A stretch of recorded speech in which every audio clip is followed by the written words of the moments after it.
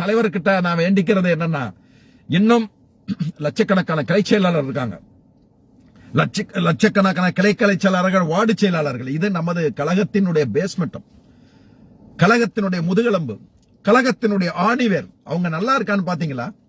அவங்க சந்தோஷமா இருக்கான்னு பாத்தீங்களா? அத முதல்ல பாருங்க தலைவர.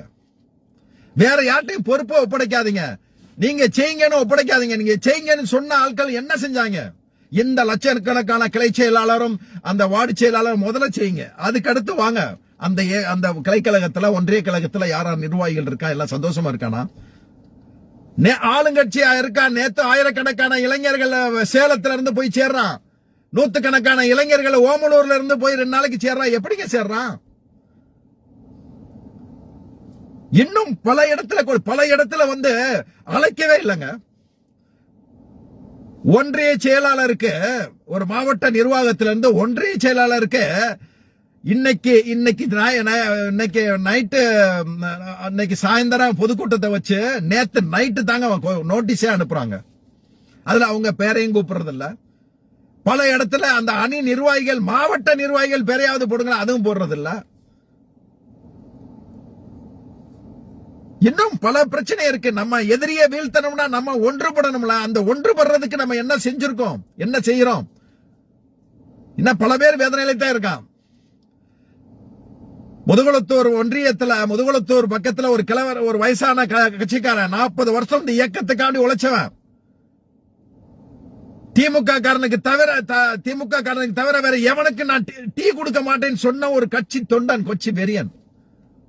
ஒரு வாரத்துக்கு முன்னால உடம்பு சரியில்லைன்னு படுத்த படுக்கிற அந்த ஒன்றியத்துல ஒரு புள்ள போய் பார்க்கல. நேத்து இறந்து போயிட்டார் அவர். அதுக்கு கூட எவனும் வரல. என்னங்க அரசியல் நடத்துறோம்? நம்ம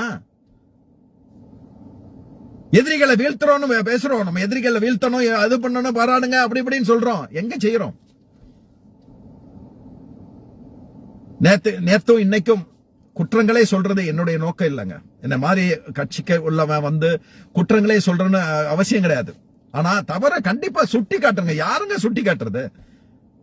பேச்சாளர்கள் லிஸ்ட் வந்திருக்கு, 20-21 பேச்சாளர் லிஸ்ட் வந்திருக்கு. அதுல எத்தனைங்க கொள்கை பரப்பு செயலாளர் இருக்காங்க, கொள்கை பரப்பு துணை செயலாளர் இருக்கு. அதுல யாராவது பேர் இருக்காங்களா?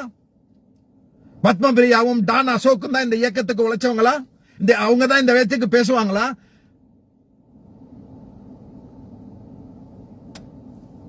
மனுஷ புத்திரனுக்கு என்ன பேச தெரியும்? என்ன அரசியல் அவருக்கு பெரிய இது பேசிடுவாரு. இந்த இயக்கத்துக்காண்டி காடுவட்ட 20-30 ட்ரிப் கேஸ் வாங்கினவன் இன்னும் படிக்கட்டுல ஏறி இறங்குறாங்க. அந்த கொள்கை பேசக்கூடியவ இருக்கலாம். பேச்சாளர்ல பல பேர் பேச தெரியாம இருக்கலாம், பல பேர் பிரச்சனையா இருக்கலாம். ஆனா பேச தெரிஞ்ச, கழக வரலாறு தெரிஞ்ச ஒரு மீட்டிங்னா என்னங்க அர்த்தம்? எழுதி வச்சதை படிச்சதோ இல்ல மனப்பாடம் படிச்சவன் இல்லங்க அரசியல்வாதி. ஒரு பேச்சாளர் இன்னைக்கு அந்த மேடையில தலைவர் கலைஞர் பேசுறாரு அப்படின்னா, அந்த மேடையில உட்கார்ந்துட்டு சாதாரண ஒரு 10 பேர் பேசுறாங்கன்னா, அந்த 10 பேர் என்ன பேசுறாங்கன்னு உள்வாங்கி அந்த 10 பேருக்கும் பதில் சொல்லணும். கடந்த கால அரசியலையும் பேசணும், இனி எதிர்கால நடக்கிற அரசியல் பேசணும், எதிர்கால அரசியல் பேசணும். அதை இணைச்சு பேசக்கூடிய அந்த தலைவர் கலைஞர் மாதிரி அந்த பேச தெரிஞ்ச பேச்சாளர் நம்ம கட்சியில இருக்க போகும்போது, பத்மபிரியா மாதிரி ஆட்களுக்கு நீங்க எப்படி அது கொடுக்குறீங்க? எதிர்காலம் இருக்குங்க. 2026க்கு பின்னால இன்னும் சமுதாயம் இருக்கு. நான் யாரையும் குறை சொல்லல. இந்த பத்மபிரியாவோ டானா அசோக்கோ நான் குறை சொல்லல. இருக்கு, இன்னும் காலங்கள் என்ன இருக்கு? அடுத்த கட்டத்துக்கு கொடுக்கலாம். இன்னும் உயிர்ப்போட இருக்கு. திமுக கொள்கையில பேசக்கூடிய கொள்கை பரப்பு செயலாளர்கள் இருக்காங்க. அவர்களுக்கு வாய்ப்பு கொடுக்கணும். ஏன் ஒரு நாள் கொடுத்தீங்க ஒரு ஆளுக்கு, 2வது நாளும் அதே ஆளுக்கு கொடுக்காம வேற ஆளுக்கு கொடுத்திருக்கலாமே? இந்த பிரிப்பேர்ட் பண்றதுலயே பல ஊழல் நடக்குதா? கட்சிக்குள்ள பெரிய இஷ்யூ இருக்கத்தான் செய்யுது. அதோட சேர்ந்து இந்த பேச்சாளர் லிஸ்ட் யார் எடுத்தான்னு தெரியணும். நிறைய பேச்சாளர்கள் வருத்தப்படுறாங்க, வேதனைப்படுறாங்க. ஏன் அந்த சூழல் உருவாக்கணும்? திட்டமிடல், திமுக திட்டமிடல் எப்பவுமே பிரச்சனையா இருக்காதுங்க. திமுக திட்டமிடல்ல உங்களுக்கு வந்து இந்த இது இருக்குல்ல, பொதுக்குழு இது 30 விழா நடந்தது. 30 விழா நல்லபடியா சிறப்பா நடத்தினாரு அவர் செந்தில் பாலாஜியை கரூர்ல. நான் அப்படி சொல்லிட்டு அவர் செந்தில் பாலாஜிக்கு நான் ஒரு ராயல் சல்யூட் சொல்றேன். அவர் மாதிரி உழைப்பாளிகள் வந்து நான் எழுதியிருந்தேன், விமான பயணங்களும் ரயில் பயணங்களும் கார் பயணங்களும் மட்டுமே உறங்கக்கூடிய ஒரு உழைப்பாளி அவர். அவர் தலைவர் கொடுத்த அந்த கடமையை அவர் வேண்டிக்கிட்டு வாங்கிய அந்த செயலை மிக சிறப்பா செஞ்சிருந்தார். எல்லாரும் பாராட்டினாங்க. ஆனா நான் என்ன வேண்டிக்கிறேன் அப்படின்னா, இது 30 விழா நமக்கு இது தேவையில்லை அப்படிங்கிற. இன்னைக்கு செந்தில் பாலாஜியுடைய செலவு மட்டும் கிடையாதுங்க. ஆயிரக்கணக்கான பேர், லட்சக்கணக்கான பேர் வர்றான். ஒவ்வொருத்தனும் வரணும்னா எவ்வளவு செலவாகும் அப்படின்னு. ராமநாதபுரத்துல இருந்து கரூருக்கு போயிட்டு திரும்பணும்னா 10,000 ரூபாய் வேணும் ஒரு வண்டிக்கு. எந்த மாவட்ட கழகமும் உதவி பண்ணாத நிலையில அவங்க வரணும் அப்படின்னா இவ்வளவு இருக்கு. அதே மீறி பல பேர் சொந்த காசு செலவழிச்சு அங்கே வாங்கி கடன் வாங்கி இடம் வாங்கி தான் வர்றான். இதை தவிர்க்கணும். அன்னெசரி செலவை குறைக்கணும். இந்த 30 விழாவை அண்ணா அறிவாலயத்திலே வச்சிருந்திருக்கலாம். கோடிக்கணக்கான பேர் நம்ம ஆன்லைன்ல பார்த்திருப்போம். இன்னும் ஒண்ணு, அதுல ஒரு அறிவிப்பு வருது. 48 விருது எப்ப கொடுக்கிறது 30 விழால விருது கொடுப்பாங்க. சிறந்த ஒன்றிய செயலாளர், சிறந்த நகர் செயலாளர், சிறந்த பகுதி செயலாளர், சிறந்த பேரூர் கிளை செயலாளர்னு 16 பேருக்கு ஒரு இது கொடுப்பாங்க. இந்த ட்ரிப் நிர்வாகிகளுக்கு 48 பேர் கொண்ட லிஸ்ட் வந்திருக்கு. 32 பேர் எக்ஸ்ட்ரா 48 பேர். அந்த 48 பேர் கொண்ட லிஸ்ட் சமூக வலைதளங்கள்ல 17ஆம் தேதி பொதுக்குழு நடந்துச்சுன்னா 17ஆம் தேதிக்கு முன்னால 10 நாளுக்கு முன்னால அந்த லிஸ்ட் வந்துருச்சு. லிஸ்ட் வந்ததுக்கு பின்னால அந்த லிஸ்ட்ல உள்ள ஒன்றிய, நகர், பகுதி, பேரூர் கழக செயலாளர்கள் எல்லாம் அவங்க செய்யாட்டாலும் அவங்களுடைய ஆதரவாளர்கள் நோட்டீஸ் அடிச்சு பேனர் கட்டி ஒவ்வொரு பொதுமக்கள் இருந்து கட்சிக்கார வரைக்கும் அவரை வாழ்த்திட்டு போயிட்டான். அவ்வளவு பேரும், அவ்வளவு 48 பேருக்கும் வாழ்த்திட்டு போயிட்டான். எதுவுமே உங்களுக்கு தெரியாது, நம்மளத்தான் அறிவிச்சிருக்காங்க அப்படின்னு சொல்லி சொல்றாங்க. கடைசியில நீங்க பாத்தீங்கன்னா அந்த 17ஆம் தேதி நடந்த 17ஆம் தேதி 30 விழா அன்னைக்கு மதியம் தான் பல பேருக்கு தெரியுது. எனக்கு முத நாள் நைட்டு ஒருத்தர் கூப்பிட்டு சொன்னார், அண்ணே 48 பேர் இல்லையாம்ல, 17 பேர் தானே சொல்றாங்களே, உண்மையான என்கிட்ட ஒரு ஆள் கூப்பிட்டு கேட்டார். அப்ப நான் சொன்னேன், இல்லங்க அப்படி ஒரு வாய்ப்பே இல்லங்க. தலைமையில இருந்து ஒரு லிஸ்ட் வந்துருச்சுன்னா அதுதானங்க இருக்கும். அது என்ன யாருமே பிரிண்ட் பண்ணலாம் கொடுக்க முடியாதுங்க. இதெல்லாம் அது தலைமையில இருந்து வந்துச்சுன்னா அப்படித்தான் இருக்குன்னு நான் சொன்னேன். ஆனா 17ஆம் தேதி பொதுக்குழு இது 30 விழா நடந்த மதியம் தான் சில ஒன்றிய செயலாளருக்கு தெரிஞ்சிருச்சு. ஒரு ஒன்றிய செயலாளர் சொல்றாரு, நான் இந்த இது வந்ததுன்னா கிட்டத்தட்ட 600 பேரை என்னோட கூட்டிக்கிட்டு சந்தோஷத்தோட அந்த விருது வாங்குறதுக்காண்டி போற வழியில சொல்றாங்க எனக்கு இல்ல 16 பேர் தான் அப்படின்னு. இது எங்க தவறு நடந்தது? 48 பேர் அறிவிச்சது யாரு? இந்த 48 பேரை லிஸ்ட வெளியிட்டது யாரு? அப்படி 48 பேர் லிஸ்ட் வெளியே வந்தது உண்மை அப்படின்னா, இது தவறுதலா நடந்துச்சுன்னா அந்த சம்பந்தப்பட்ட பாக்கி 32 பேருக்கும் டெலிபோன் பண்ணி சொல்லல.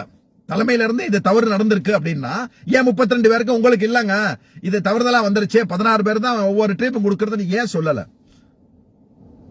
இல்ல நீங்க ஒரு வாரத்துக்கு முன்னால முரசொலியில இதை அறிவிச்சிருந்தீங்கன்னா யாருக்கு எந்த டவுட் இருந்திருக்காது.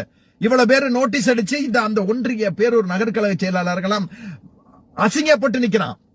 பக்கத்து கட்சிக்காரனே சொல்றான், என்ன பேரை போட்டு இருந்துச்சு இல்லைங்கிறிய, சும்மா சொல்றீங்களா, டுபாக்கூர் விட்டுருக்கலான்ங்கிறான். இந்த அசிங்கம் இவர்களுக்கு தேவையா? இந்த அசிங்கத்தை உருவாக்குனது யார்?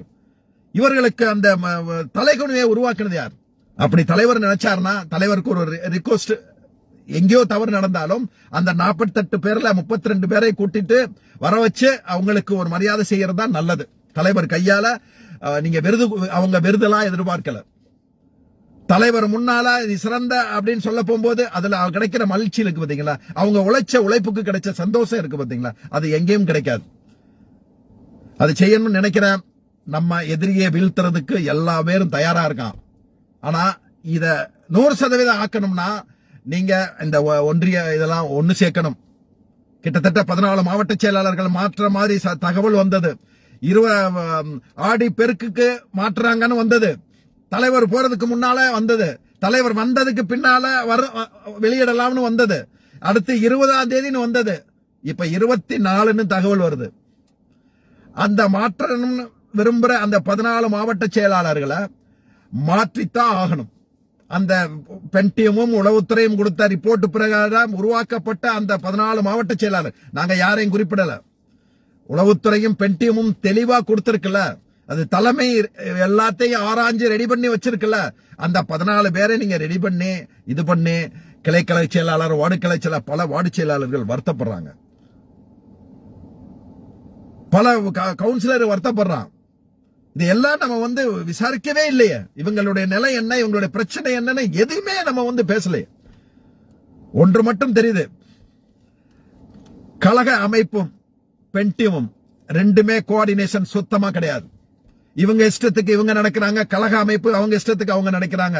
ரெண்டு பேரும் தனித்தனியா செயல்படுறதுனாலதான் இந்த குழப்படி வந்ததுக்கே காரணம். இதை ஒருங்கிணைக்கிறதுக்கு தலைவரும் இளந்தலைவரும் முயற்சி பண்ணணும். நம்ம எல்லாம் ஒண்ணு சேர்ந்து தான் எதிரிகளை வீழ்த்த முடியும். எதிரிகளை பத்தி கவலை, எதிரிகள் 100 பேர் வரட்டும், சமாளிக்கக்கூடிய தெம்பும் திராணியும் இந்த ஒவ்வொரு திமுக தொண்டனுக்கும் இருக்கு, ஒவ்வொரு நிர்வாகிகளுக்கு இருக்கு.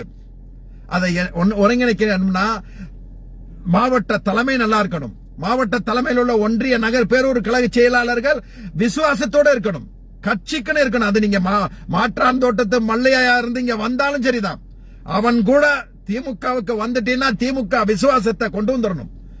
உன்னோட வந்தவனை மட்டும் பாக்குறது, மத்தவனா ஏற்கனவே இருந்தவனை அழிச்சிரும் நினைச்சீங்கன்னா நாளைக்கு நீ அழிஞ்சு போயிருவ.